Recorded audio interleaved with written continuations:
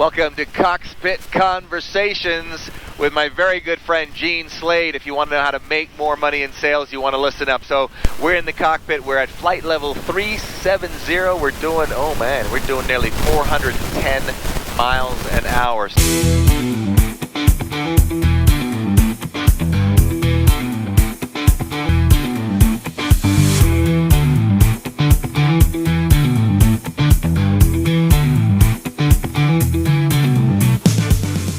We're going to talk to Gene a little bit. We just got back from an event in Dallas, Texas, and Gene, it was a game changer for us. So, Gene, I want to talk to you and ask you some questions where I feel some of our viewers would like to get some answers about closing. You know, a lot of people, one of the things I tell people in their business, they need to know what their leads are. Excuse the air traffic controllers, but we got to listen to them. So we got to figure out leads, then you get your leads, then you have a funnel, then you have the offer, then you have the conversion. And a lot of people get bottlenecked at the conversion. I mean, you can have a lot of leads, a great funnel, a great offer. Man, if you don't know how to close that sale, you're screwed. So how do you take somebody that feels a little uncomfortable about selling, I mean, specifically outside of the, are you interested in this, as opposed to, are you ready to do this? So how do you get them to build their confidence? Fire away. Sure. So when it comes to the conversation about closing something that you do for your client, not to them, right? And closing is supposed to be the easiest part of the entire sale. Like, my favorite close is, and you want us to go ahead and take care of it for you? That's not hard, right? Anybody can say that. Repeat that again. And you want me to go ahead and take care of it for you? Listen to that. It's as simple as, would you like to do this now? Would you like me to take care of this for you? He's asking. He's not saying, are you interested in doing this? No, I'm assuming the sale, right? I'm assuming that we've gotten to a place where they're ready to move forward, but that's because I've done all of the legwork that is required to get up to that point. See, the place that people make the mistake is that they don't establish a need for whatever it is that they're trying to get their clients involved in, right? A client might have, did we just lose school? So a client might have a thought that they want help with your services, but I guess I should say, people spend money for two reasons: to escape pain and to experience pleasure. And they will spend money to escape pain faster than they will to, I mean, for instance, if you get cancer, you're going to come up with the money for chemo, right? It's an emergency, right? But you might want a jet, right? And that's not, I mean, that's more of a pleasure thing. It doesn't drive you as fast for a lot of people, for most people. Yeah, so you're going to spend money faster to escape pain. So I want to spend most of my time exploring their pain. And then when I'm starting to, here's something else.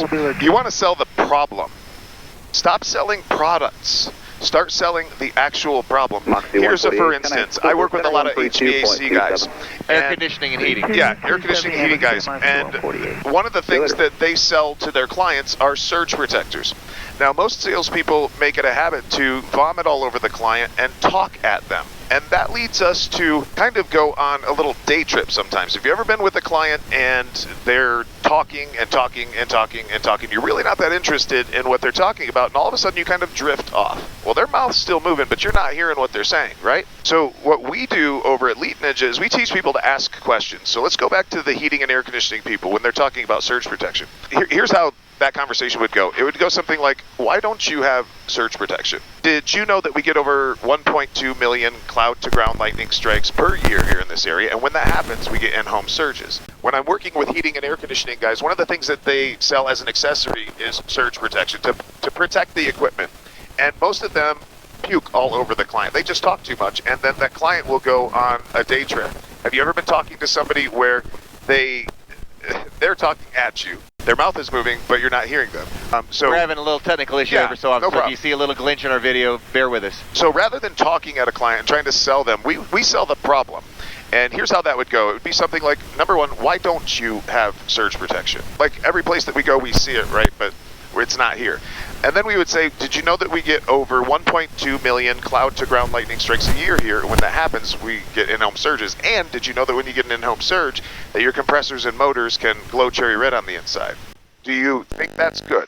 right? I say ask 3 questions in a row without even giving them an opportunity to answer. I'm still giving them the information, but I'm giving it to them in the form of a question. And when I do that, I bypass the truth-false filter. See, guys, when you hear something from a client...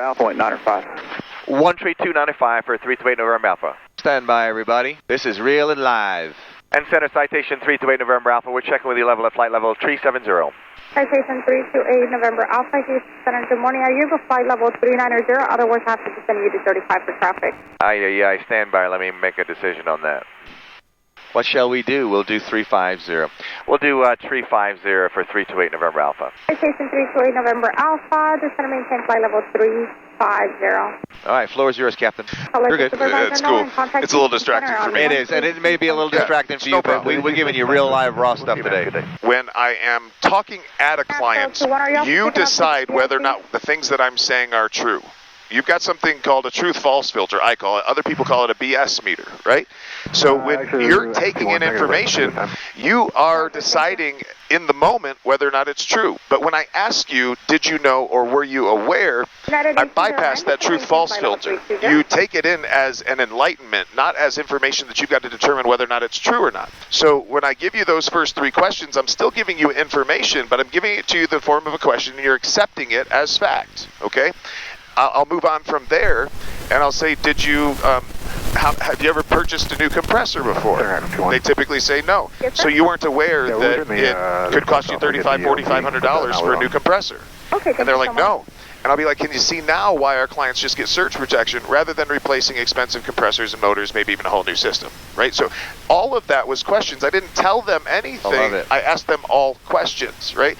That is how you sell the problem. Once you have sold a problem and the client has come to their own conclusion that there is a problem, just try to stop them from buying. Don't talk about the product, talk about the problem, make the solution very, very short. For instance, if I was talking about cleaning up somebody's air and they said, what do we do about this? I would just say they have us install a Breathe Easy package. Our clients have us install a Breathe Easy package, right? The product, you guys have been selling products. You got to stop selling the product, start selling the problem, and you'll be there waiting in the wings with a solution for the client. And then once you presented the solution and the price, all you've got to do is say, and do you want me to take care of it for you? Nod your head. And then shut up. Yeah, right? I mean, they say whoever talks first buys. And the reason I think a lot of that is when you're, especially new in sales, even people who are relatively seasoned, when you ask for the sale and then shut up, the reason you sometimes don't shut up and start talking, you feel uncomfortable, and you communicating makes you feel comfortable, more comfortable, as opposed to just waiting because of whatever psychological limitation you have in your head. So by just being quiet and waiting, let them talk, it changes the game. So you got to figure out what's going on in here too, right? We're uncomfortable with silence, but a salesperson's 2 best friends are questions and silence. Ask a question, shut up, and listen. If you listen to a client, they will tell you exactly what you need to say to close them. I love it. Gene, how can they get a hold of you if anybody wants to learn more about you? Tell us your social. We'll plug it at the bottom as well. You can follow us at GeneSlade.com, at GeneSlade.com. Not .com. Well, there's GeneSlade.com, but at Gene Slade, anywhere on social. Hope you've enjoyed today's Cockpit Conversation. Sorry about some of the interruptions there, but this is live. We appreciate you hanging with us in the cockpit. What a life, baby. Hey, if you ever want to hang with us sometime, you know, I do coaching programs in the Bahamas. We take you in the jet, and I fly you to the Sandals resorts. And you have the opportunity to pick my brain all day long. Somebody like Gene, you know, hit us up if you're ever interested in doing something like that. If you're a professional speaker, you want to take yourself to another level, and you want to travel with us and see how I do this, how do we get speaking gigs, how do we, you know, afford what we're doing, we'd love to hear from you. Comment the word workshop or hit us on Instagram, me on Instagram at Gary Coxe. All right, everybody, we're out of here between now and the next time we get to chat. You know what to do, and if you don't, you do now. Title of one of my books, Don't Let Others Rent Space in Your Head. Have a blessed day. I've done 6 of those Beyond First classes, and they are phenomenal. Yes, sir. See ya.